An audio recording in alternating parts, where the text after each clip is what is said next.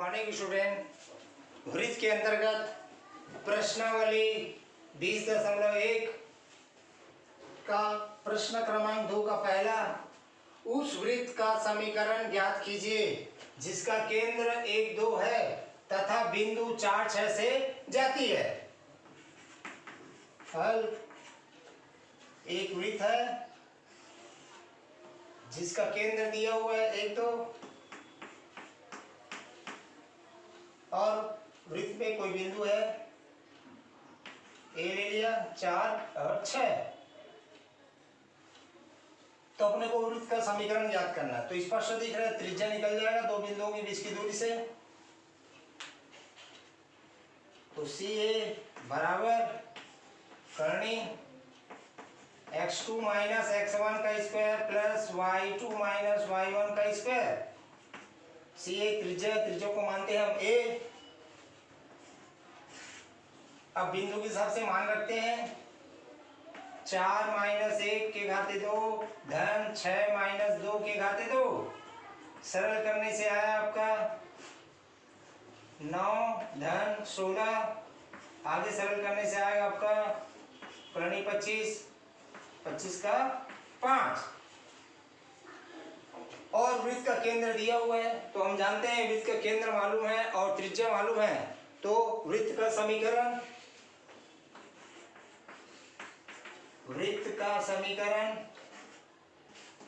x minus H का square plus y minus के का स्क्वायर बराबर त्रिज्या का स्क्वायर।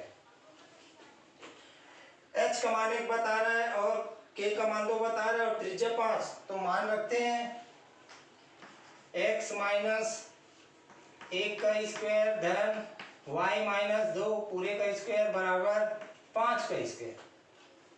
सरल करते हैं, x square minus 2x plus 1 plus y square minus 4y plus 4 बराबर 25। और आगे सरल करने से x square plus y square minus 2x minus 4y minus 20 बराबर 0। इस प्रकार वृत्त का समीकरण प्राप्त हो जाता है। अब लेते हैं इसी प्रश्नावली के अंतर्गत प्रश्नावली 7 का पहला, उस वृत्त का समीकरण ज्ञात कीजिए जिसका केंद्र AB तथा S अक्ष को स्पर्श करता है। तो हल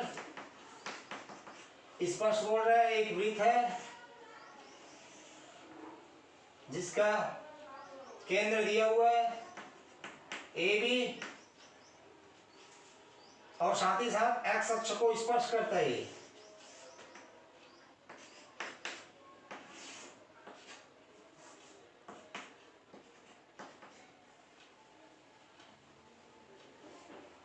तो ये लंब डाल दिए, मतलब ये त्रिज्या हो जाएगा वृत्त के लिए।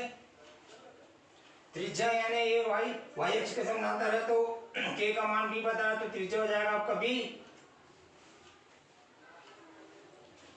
तो स्पष्ट हो गया, a बराबर त्रिज्या बराबर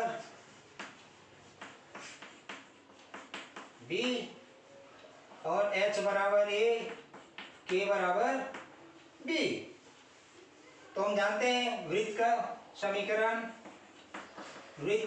समीकरण x माइनस एच का स्क्वायर प्लस y माइनस के का स्क्वायर बराबर त्रिज्या का स्क्वायर। मान रखते हैं, तो x माइनस a पूरे का square plus y minus b पूरे का स्क्वायर बराबर b स्क्वायर। सरल करते हैं, x square minus 2ax plus a square धन y स्क्वायर माइनस 2by धन b स्क्वायर बराबर b स्क्वायर। सरल करते हैं,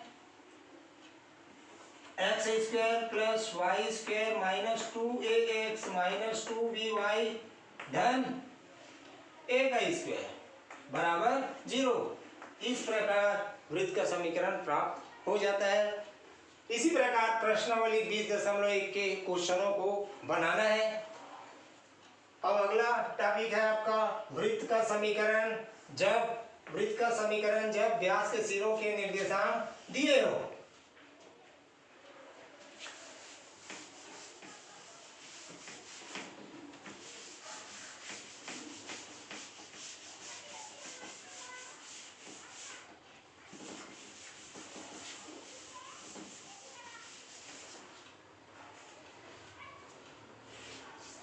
वृत्त का समीकरण जिसके व्यास के सिरों के निर्देशांक दिए हैं।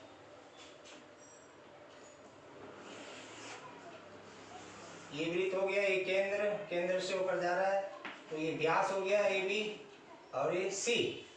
तो मान लेते दो बिंदु x1 y1 और दूसरा है x2 y2।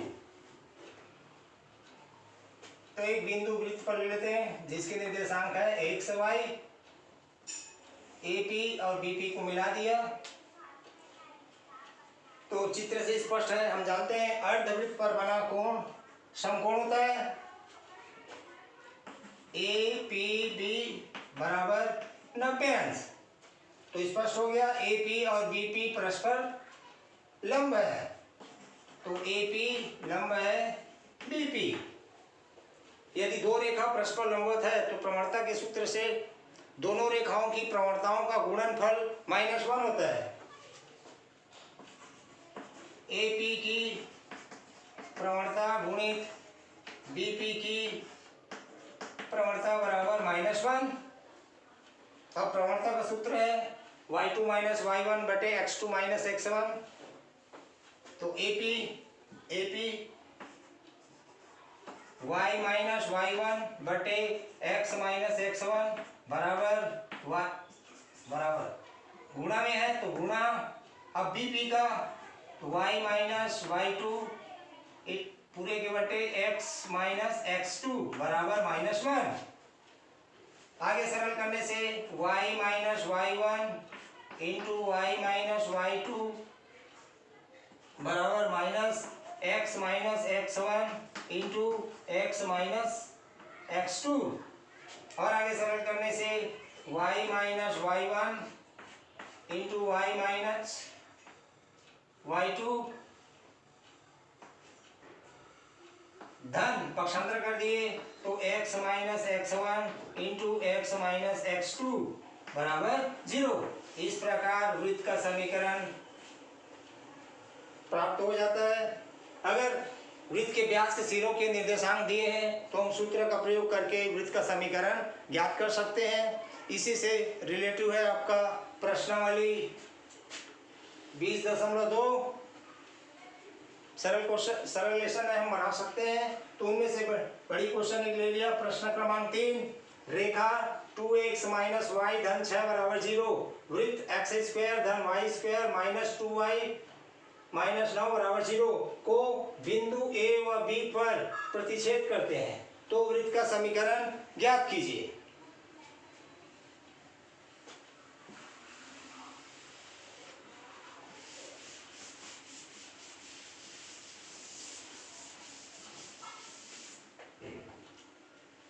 तो हल,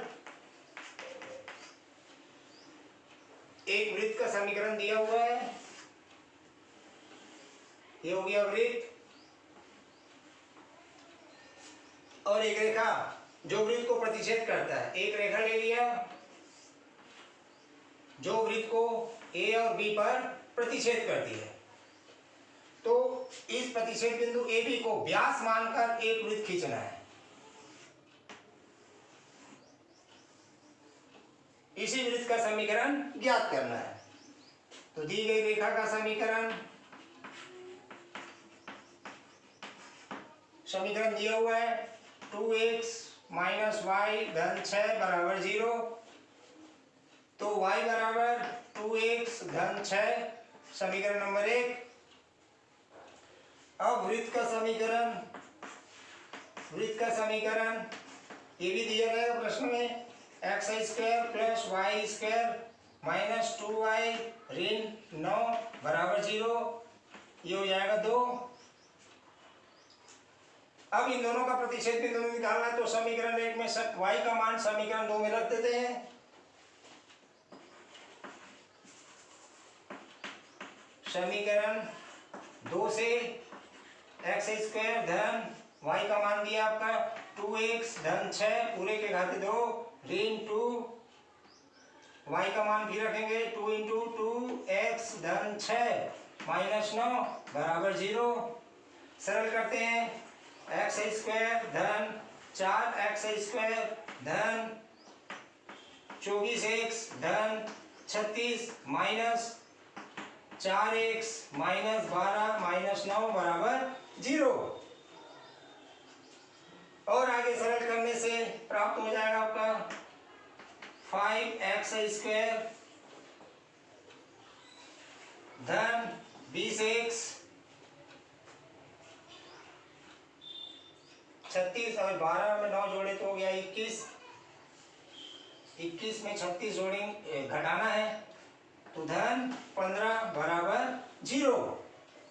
स्पष्ट दिख रहा है, इसमें 5 का पहाड़ा है तो 5 से भाग देने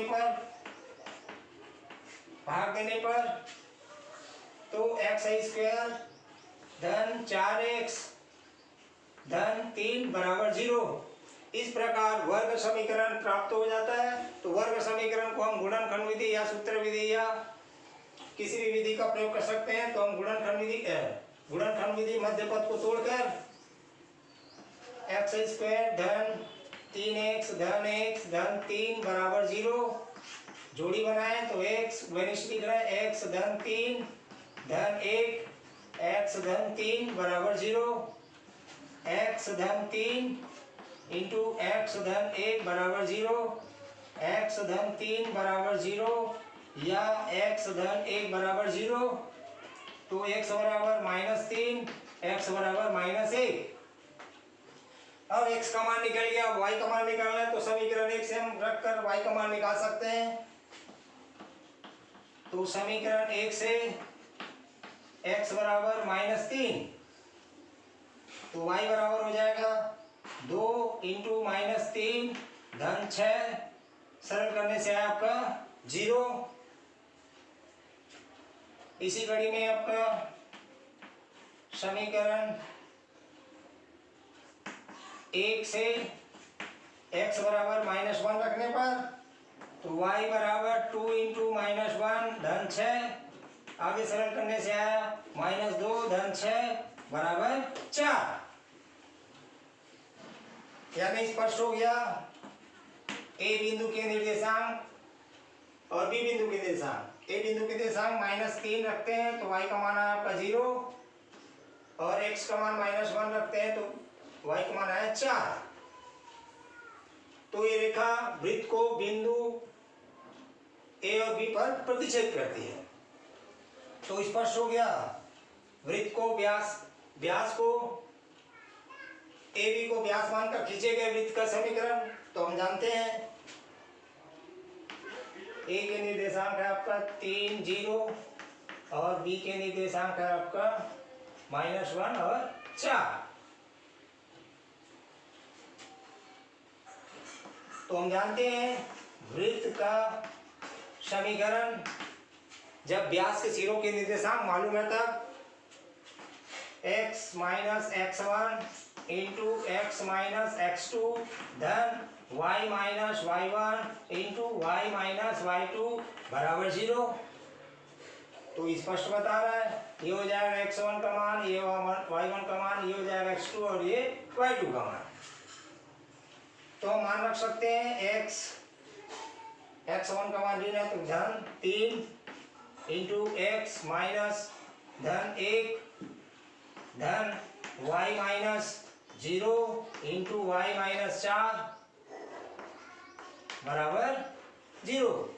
सरल करते हैं x² धन 3x धन x धन 3 धन y² माइनस 4y बराबर 0। और अगर सरल करने से आगे x² धन y² धन 4x ऋण 4y धन 3 बराबर 0। इस प्रकार वृत्त का समीकरण प्राप्त हो जाता है। इसी प्रकार प्रश्नावली 20.2 के प्रश्नों को हल करना है। उम्मीद करता हूं कि क्वेश्चन बन जाएंगे।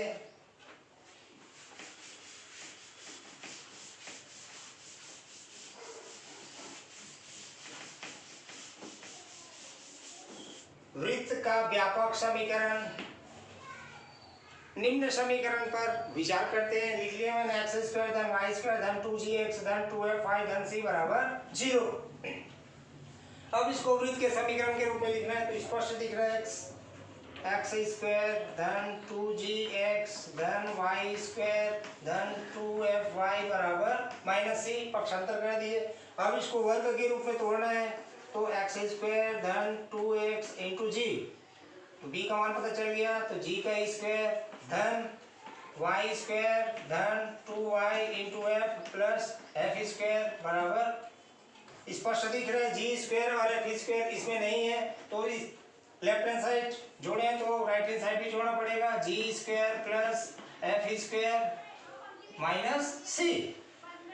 अब स्पष्ट दिख रहा है सूत्र के रूप में सब ए प्लस बी का होल स्क्वायर, तो x माइनस प्लस जी का whole square plus y minus plus f का होल स्क्वायर बराबर g का square plus f square minus c। अब इसे वृत्त के समीकरण के रूप में लिखना चाहते हैं तो x माइनस माइनस जी पूरे का square plus y minus minus f पूरे का स्क्वायर बराबर g square plus f square minus c पूरे का करनी और पूरे के घाते 2। ये स्पष्ट हो गया जो कि x माइनस एच का स्क्वायर प्लस वाई माइनस के का स्क्वायर बराबर त्रिज्या का स्क्वायर एक वृत्त के समीकरण को निरूपित करता है। तो जिसका केंद्र h के और त्रिज्या a है तो इस समीकरण के हिसाब से तो केंद्र हो जाएगा आपका माइनस जी माइनस एफ और त्रिज्या हो जाएगा आपका करनी g square plus f square minus c. यानी वृत्त का व्यापक समीकरण दिया जाएगा तो हम केंद्र और त्रिज्या निकाल सकते हैं तुलना करके जी एफ सी का, और इन सूत्रों में मान रखकर हम केंद्र और त्रिज्या ज्ञात कर सकते हैं। अब वृत्त के समीकरण की विशेषताएं। पहला, वृत्त का समीकरण x और y में द्विघाती होता है। दूसरा, एक्स स्क्वायर और वाई स्क्वायर के गुणांक समान होते हैं। तीसरा, एक्स वाई का पद नहीं होता है। अब आता है सकेंद्री वृत्त। वे सभी वृत्त जिनके केंद्र समान होते हैं परंतु त्रिज्याएं अलग अलग होती है सकेंद्री वृत्त कहलाती है। जैसे चित्र के माध्यम से ये आपका एक वृत्त, त्रिज्या ये हुआ तो एक दूसरा वृत्त लेकिन केंद्र वही है तो त्रिज्या अलग। तो जैसे हम उदाहरण के तौर पर लिख सकते हैं एक्स स्क्वायर धन वाई स्क्वायर माइनस 4x धन 6y धन 4 बराबर 0, तथा एक्स स्क्वायर धन वाई स्क्वायर माइनस 4x धन 6y ऋण 23 बराबर 0 सकेंद्री वृत्त है। इसी से रिलेटिव है आपका प्रश्नावली 20.3। उनमें से एक बड़ी क्वेश्चन ले लिया मैं, प्रश्न क्रमांक 3 का चौथा, बिंदुओं से होकर जाने वाले वृत्त का समीकरण ज्ञात कीजिए। 3 बिंदु दिए रहेंगे, उससे बनने वाले वृत्त का समीकरण ज्ञात करना है।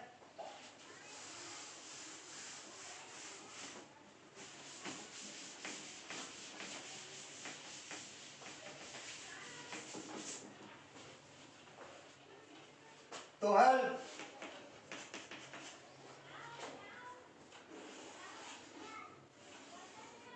केंद्र सी। अब 3 बिंदु दिया है, 1 2 ए बिंदु, बी बिंदु 3 -4, तीसरा बिंदु ले लिया सी 5 -6, यानी 3 बिंदुओं से होकर जाने वृत्त का समीकरण ज्ञात करना है। तो मान लेते हैं वृत्त का व्यापक समीकरण x के घाते 2 धन y के घाते 2 धन 2gx धन 2fy धन c बराबर 0 समीकरण 1। अब ये वृत्त बिंदुओं से होकर जा रहा है। वृत्त 1 बिंदु 1 2 से होकर जाती है, यानी इस समीकरण को संतुष्ट करेगा। 1 का वर्ग धन 2 का वर्ग धन 2g into 1 plus 2f into 2 plus c बराबर 0। सरल करने से 1 plus 4 plus 2g plus 4f plus c बराबर 0, और अगर सरल करने से 5 धन 2g धन 4f धन c बराबर 0। समीकरण नंबर 2। अब दूसरा बिंदु ले लेते हैं। वृत्त एक बिंदु 3 - 4 से होकर गुजरती है। 3 के घाते 2 धन -4 के घाते 2 धन 2g इंटू 3 धन 2f इंटू -4 धन c बराबर 0। तो 9 धन 16 धन 6g ऋण 8f धन c बराबर 0। और सरल करने से है 25 धन 6g माइनस 8f धन c बराबर 0। समीकरण नंबर 3। अब तीसरा बिंदु। वृत्त एक बिंदु 5 और 6 से होकर जाती है। 5 के घाते 2 धन -6 के घाते 2 धन 2g इंटू 5 धन 2f इंटू -6 धन c बराबर 0। सरल करने से है 25 धन 36 धन 10g ऋण 12f धन c बराबर 0। और आगे सरल करने से है 61 धन 10g माइनस 12f धन c बराबर 0। समीकरण नंबर हो जाएगा आपका ये 4। अब इन समीकरणों से हल करके किसी भी तरीके से अपने को जी एफ सी का मान निकालना है। और जो माने समीकरण में रखेंगे तो वृत्त का व्यापक समीकरण प्राप्त हो जाएगा। तो स्पष्ट दिख रहा है। समीकरण 3 में 2 को घटाने पर तो समीकरण 3 है आपका 25 धन 6g ऋण 8f धन c बराबर 0। और समीकरण नंबर है 2 आपका 5 धन 2g धन 4f धन c बराबर 0। घटाते समय चिन्ह का परिवर्तन। अब आगे सरल करते हैं तो 20 धन 4g ऋण 12f बराबर 0। स्पष्ट दिख रहे हैं। इन सभी में 4 कपाड़ा दिख रहे हैं उभयनिष्ठ। तो 4 से भाग देने पर 4 पंचे 20 धन 4 एकम 4 इंटू जी ऋण 3f बराबर 0। इस प्रकार g माइनस 3f बराबर -5। समीकरण नंबर हो गया आपका 5। इसी प्रकार अब समीकरण 4 में 3 को घटाते हैं। समीकरण 4 में 3 को घटाने पर तो समीकरण 4 61 धन 10g माइनस 12f धन c बराबर 0। 25 धन 6g माइनस 8f धन c बराबर 0। घटाते समय चिन्ह का परिवर्तन। सी कट गया। अब आगे सरल करते हैं तो 61 में 25 घटाना है तो आएगा आपका 36 धन 4g ऋण 4f बराबर 0। स्पष्ट दिख रहा है। 4 का पारा है तो 4 से भाग देने पर 4 में 36 धन g ऋण f बराबर 0। तो g माइनस f बराबर -9। समीकरण नंबर 6।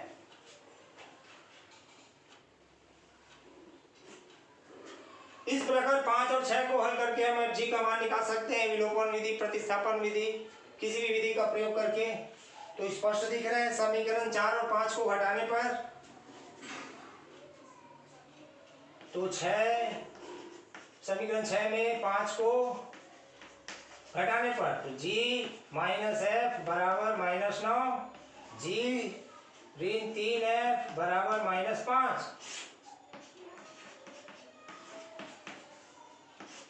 सरल करने से है 2f बराबर -4 तो f बराबर -2।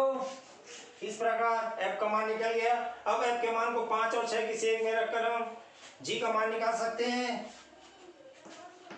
तो समीकरण 5 से जी -3 -2 बराबर -5।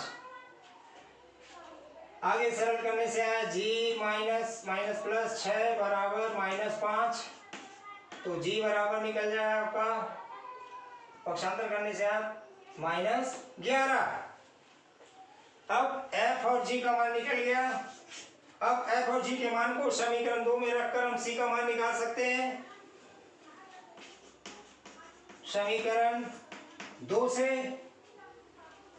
5 धन 2g का मान है -11 धन 4f का मान है आपका -2 धन c बराबर 0।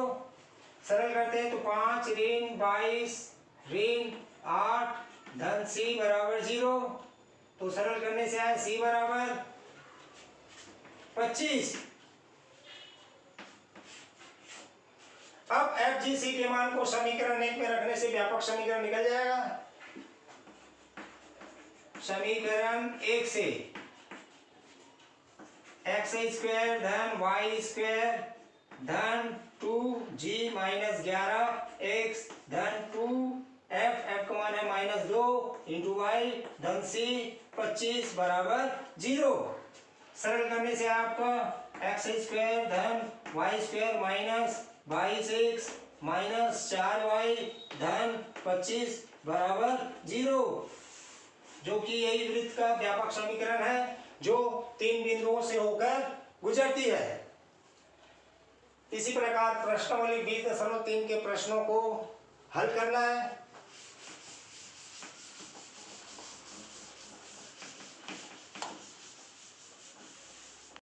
प्रश्नावली 20.3 का एक क्वेश्चन और ले लिया। क्वेश्चन क्रमांक 15, दर्शाइए कि वृत्त दिया रहेगा, 2 वृत्त दिए रहेंगे और एक दूसरे को स्पर्श करते हैं। तो हल स्पर्श कोण 2 वृत्त दिया है और दोनों वृत्त स्पर्श कर रहे हैं। तो दिए गए वृत्त का समीकरण एक्स स्क्वायर धन वाई स्क्वायर ऋण 14x ऋण 10y धन 58 बराबर 0। दूसरा है एक्स स्क्वायर धन वाई स्क्वायर ऋण 2x धन 6y ऋण 26 बराबर 0। समीकरण 1 और ये समीकरण 2। तो स्पष्ट दिख रहा है। अपने को केंद्र निकालना पड़ेगा। C1 पहला वृत्त, दूसरा वृत्त का C2 और त्रिज्या R1 और दूसरे वृत्त की त्रिज्या R2। तो स्पष्ट बता रहा है केंद्रों के बीच की दूरी त्रिज्याओं के योग के बराबर होगा। तो वृत्त बाह्य स्पर्श करेगा, यानी वृत्त एक दूसरे को स्पर्श करेंगे। तो वृत्त एक को व्यापक समीकरण एक्स स्क्वायर वाई स्क्वायर धन 2gx धन 2fy धन c बराबर 0 से तुलना करने पर 2g बराबर -14 2f बराबर -10 c बराबर 58। तो सरल करने से है g बराबर -7 और f बराबर है -5 और c का मान है आपका 58। तो स्पष्ट हो गया वृत्त एक का केंद्र C1 सूत्र है -g -f बराबर, मान रखते हैं -g यानी प्लस -7 है तो प्लस और f का मान -5 है तो भी +5। केंद्र निकल गया। अब वृत्त की त्रिज्या, वृत्त एक की त्रिज्या R1 सूत्र है Karni g square plus f square minus c। सरल करते हैं, g का मान रखते हैं -7 का स्क्वायर धन -5 का स्क्वायर ऋण 58 पूरे का करनी। सरल करने से आपका 49 धन 25 धन ऋण 58 पूरे का करनी। आगे सरल करने से आया आपका करनी 16 और करनी 16 का होता है 4, यानी त्रिज्या निकल गया, यानी पहले वृत्त की त्रिज्या और केंद्र निकल गया अपना। अब वृत्त 2 का व्यापक समीकरण से तुलना करने पर 2g बराबर दिया है आपका -2 और 2f बराबर दिया है आपका 6 और c बराबर दिया है -26। तो g बराबर -1 और f बराबर 3, c बराबर -26। तो वृत्त 2 का केंद्र -g C2 -g -f तो हो जाएगा आपका 1 - 3। वृत्त की त्रिज्या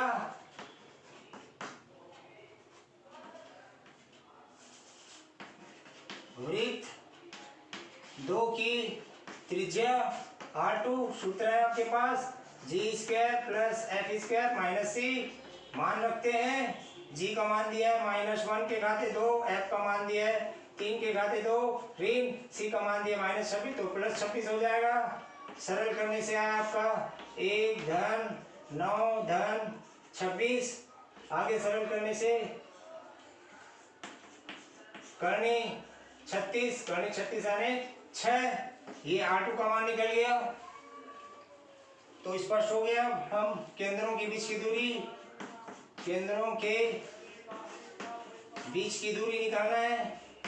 दूरी C1 × C2 तो दो बिंदुओं के बीच की दूरी के सूत्र से का प्रयोग करेंगे। x2 - x1 x2 का मान दिया है आपका 1 माइनस और x1 का मान दिया है 7 पूरे के घाते 2 धन y2 का मान दिया -3 और y1 का मान दिया 5 तो -5 पूरे के घाते 2।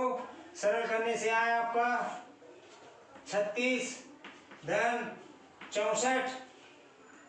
अब आए टोटल आंसर आपका 100 बराबर 10 यानी केंद्रों के बीच की दूरी 10 आया। और अब बताना है त्रिज्याओं का योग।